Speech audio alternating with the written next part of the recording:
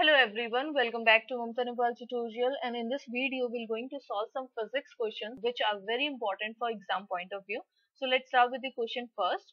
If a small amount of antimony is added to germanium crystal, तो अगर थोड़ा बहुत अमाउंट का एंटीमनी अगर हम ऐड कर देते हैं जर्मेनियम क्रिस्टल के अंदर, तो जर्मेनियम क्रिस्टल क्या होता है, ये एक सेमीकंडक्टर है। अगर हम सेमीकंडक्टर के अंदर कोई भी पेंटावेलेंट इम्प्योरिटी ऐड कर देते हैं, एंटीमोनी जो होता है उसको हम Sb से डिनोट करते हैं, और बाकी जो होते हैं जैसे फॉस्फोरस होता है, आर्सेनिक होता है, ये सारे के सारे पेंटावेलेंट होते हैं। और इनकी प्रॉपर्टी क्या होती है, जब भी कोई भी पेंटावेलेंट इम्प्योरिटी अगर किसी भी सेमीकंडक्टर के साथ अगर ज्वाइन की जाती है, ऐड की जाती है, तो जो पेंटावेलेंट होते हैं वो क्या करते हैं, वो अपने कुछ फ्री इलेक्ट्रॉन जो होंगे वो डोनेट कर देते हैं सेमीकंडक्टर के।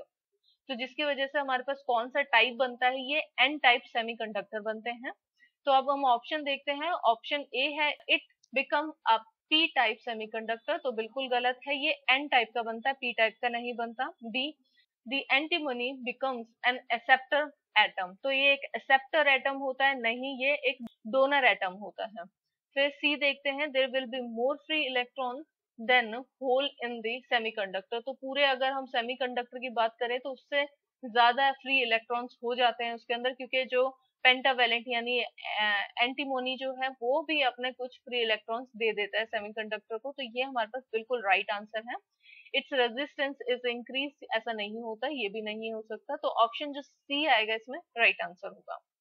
नेक्स्ट क्वेश्चन देखते हैं। In photo electric emission process from a metal of work function 1.8 electron volt, the kinetic energy of most energetic electrons is 0.5 electron volt, the corresponding stopping potential is, तो corresponding stopping potential क्या होता है, ये क्या होता है, यानी एक इलेक्ट्रॉन को रोकने के लिए जितना पोटेंशियल चाहिए होता है उसको हम स्टॉपिंग पोटेंशियल बोलते हैं।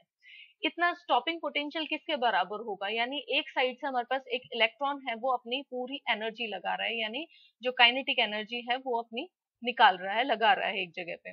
तो जितनी काइनेटिक एनर्जी इसके अंदर होगी उतना ही हमें इधर से भी फोर्स लगाना पड़ेगा, जिसकी वजह से जो पार्टिकल है वो रुक सके, यानी वो एक जगह पे स्टॉप हो जाए। तो ये जो स्टॉपिंग पोटेंशियल होता है ये किसके बराबर होता है, मैक्सिमम काइनेटिक जो एनर्जी होती है इलेक्ट्रॉन की उसके बराबर। तो इस क्वेश्चन के अंदर हमारे पास मैक्सिमम जो इलेक्ट्रॉन की काइनेटिक एनर्जी जो है वो कितनी दे रखी है, 0.5 इलेक्ट्रॉन वोल्ट। तो उसी हिसाब से हमारे पास जो स्टॉपिंग पोटेंशियल होगा वो भी 0.5 वोल्ट होगा। तो ऑप्शन जो सी आएगा इसमें राइट आंसर होगा। नेक्स्ट क्वेश्चन देखते हैं। Electrons used in a electron microscope are accelerated by a voltage of 25 kilovolt. If the voltage is increased to 100 kilovolt, then the de Broglie wavelength associated with the electron would be. तो जो de Broglie wavelength होगी वो किस हिसाब से change होगी, अगर हम वोल्टेज इंक्रीज कर देते हैं 100 किलो वोल्ट जो होगा वो चेंज कर देते हैं, तो जो वेवलेंथ होगी वो डिक्रीज हो जाएगी 2 टाइम्स। तो कैसे आएगा, जो हमारा बी है ये राइट आंसर है, लेकिन ये कैसे आया है, तो चलिए इसको सॉल्व करते हैं पहले।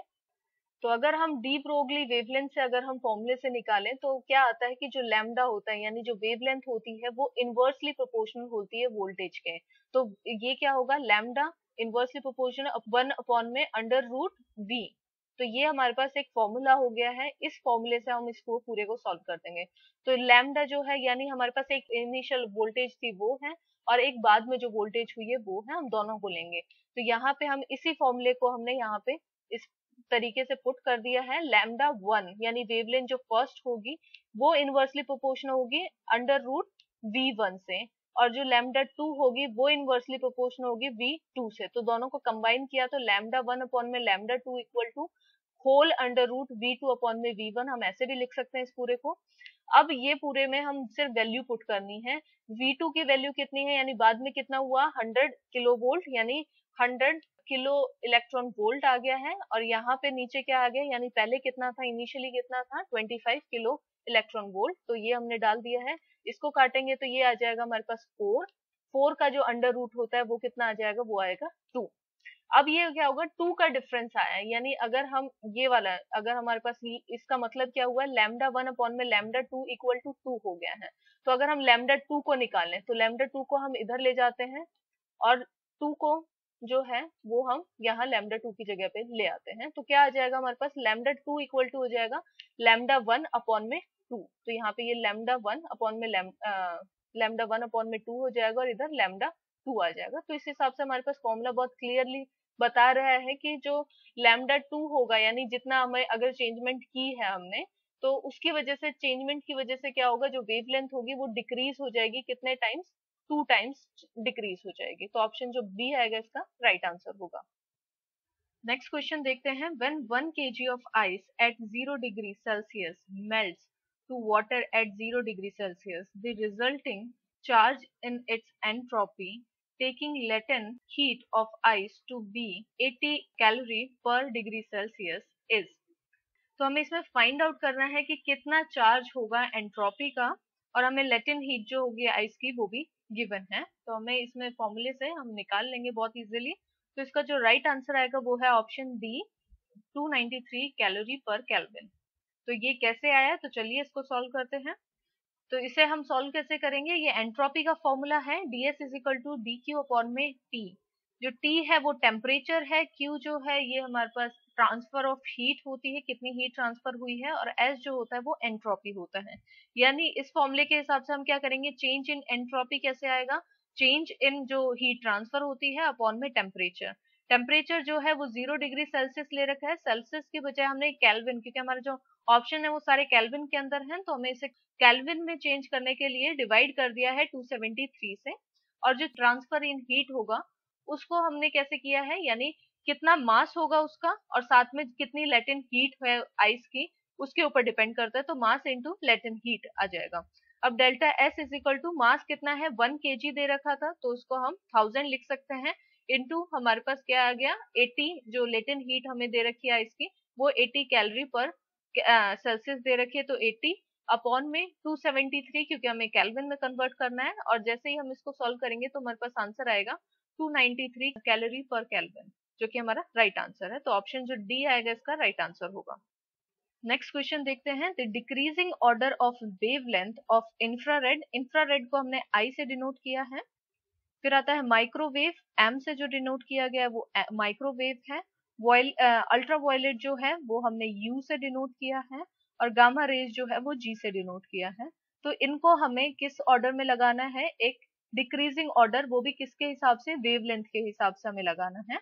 तो सबसे ज्यादा वेवलेंथ किसकी होती है, वो होती है माइक्रोवेव की, उसके बाद आता है इंफ्रारेड रेज की, उसके बाद आता है अल्ट्रावायलेट रेज की, और सबसे लास्ट में आता है गामा रेज की, जिसकी जो वेवलेंथ होती है वो सबसे कम होती है। तो इस हिसाब से हमारा जो राइट आंसर आएगा वो है ऑप्शन ए, माइक्रोवेव सबसे पहले, फिर इंफ्रारेड, फिर अल्ट्रावायलेट और फिर गामा रेज। तो ऑप्शन ए इसका राइट आंसर है। नेक्स्ट क्वेश्चन देखते हैं, symbolic representation of 4 logistic gate are shown as, ये फर्स्ट है, second, third and fourth. Pick out which one are the AND, NAND and NOT gate respectively। तो respectively हमें देखना है कि AND वाला गेट कौन सा होगा, NAND वाला गेट कौन सा होगा और NOT वाला गेट कौन सा होगा। जो AND है वो है ऑप्शन 2, यानी 2 जो है ये AND है। NAND जो है वो है ऑप्शन 4, और जो NOT गेट है यानी वो ये है ऑप्शन 3। तो इस हिसाब से हमारे पास राइट आंसर कौन सा आता है, ऑप्शन जो डी है वो राइट आंसर है। इसके अंदर 2 जो है वो एंड को रिप्रेजेंट कर रहा है, यानी सेकंड वाला एंड को रिप्रेजेंट कर रहा है, फोर्थ जो होता है वो नैंड को रिप्रेजेंट कर रहा है, यानी ये वाला, और थर्ड जो है वो रिप्रेजेंट कर रहा है नॉट गेट को, जो कि हमारे पास ऑप्शन थर्ड है। नेक्स्ट क्वेश्चन देखते हैं, there are 4 light weight rod samples A B C D separately suspended by threads. तो ए बी सी डी ऐसे हमने थ्रेड्स के साथ हमने सस्पेंड कर दिया है उनको, चारों रॉड्स को।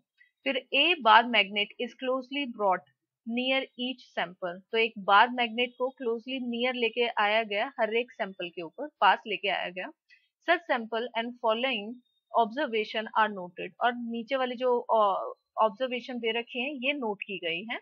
जैसे पहला है ए इज फीबली रिपेल्ड, तो फीबली रिपेल्ड किया गया है ए फीबली का मतलब होता है कि बहुत कम, हल्का सा रिपल्शन जो हुआ है वो हुआ है ए के अंदर, यानी ज्यादा फोर्स के साथ नहीं हुआ है। बी के अंदर क्या होता है, फीबली अट्रैक्ट किया, जो बी हमारे पास, जो ये ए है हमारे पास, ये बी है हमारे पास, ये सी है हमारे पास, और ये डी है हमारे पास। तो ये सारी की सारी हमारी रॉड थी। तो ए के साथ क्या हुआ, फीबली रिपेल किया है, बी के साथ क्या हुआ, फीबली अट्रैक्ट किया है मैग्नेट, फिर सी के साथ क्या हुआ, स्ट्रांगली अट्रैक्ट हुआ है, और डी के साथ रिमेन अनअफेक्टेड, यानी डी के साथ नहीं, ना अट्रैक्शन हुआ ना रिपल्शन हुआ डी के साथ।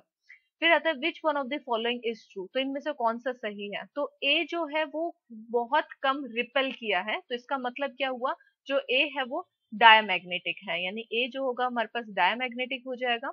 बी फीबली अट्रैक्ट किया है, इसका मतलब क्या होता है, बी जो होगा वो पैरामैग्नेटिक होगा। अब सी इज स्ट्रांगली अट्रैक्टेड, अगर स्ट्रांगली अट्रैक्ट करेगा तो वो कैसा होगा, फेरोमैग्नेटिक हो जाएगा, तो सी जो होगा वो हमारा फेरोमैग्नेटिक प्रॉपर्टी शो करेगा, और डी रिमेन अनअफेक्टेड, अगर अनअफेक्टेड हुआ यानी नॉन मैग्नेटिक, यानी ये जो होगा इसके अंदर कोई मैग्नेटिक प्रॉपर्टी होगी वो नहीं होगी, तो ये नॉन मैग्नेटिक होगा। तो इस हिसाब से हमारा जो राइट आंसर आएगा वो है ऑप्शन ए जो है, बी इज पैरामैग्नेटिक मटेरियल, तो जो बी है वो पैरामैग्नेटिक मटेरियल है, तो ये सही है, बाकी और सारे के सारे जो ऑप्शन है वो गलत है। तो गाइज इस वीडियो में बस इतना ही। आई होप आपके ये सारे के सारे क्वेश्चंस क्लियर हुए होंगे। गाइज ये क्वेश्चंस बहुत ज्यादा इंपॉर्टेंट हैं, तो आप प्लीज इनकी प्रैक्टिस बार बार करें, जिससे आपको एक कॉन्सेप्ट क्लियर करने में भी आसानी हो जाएगी। ऊपर से जब आप क्वेश्चन सॉल्व करेंगे एग्जाम के अंदर तो आपको काफी ईजी हो जाएगा, क्योंकि आपको ऐसे ऐसे क्वेश्चन आपने सॉल्व पहले से किए हुए होंगे।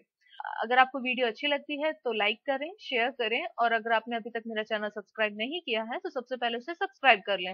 And thank you guys for watching this video.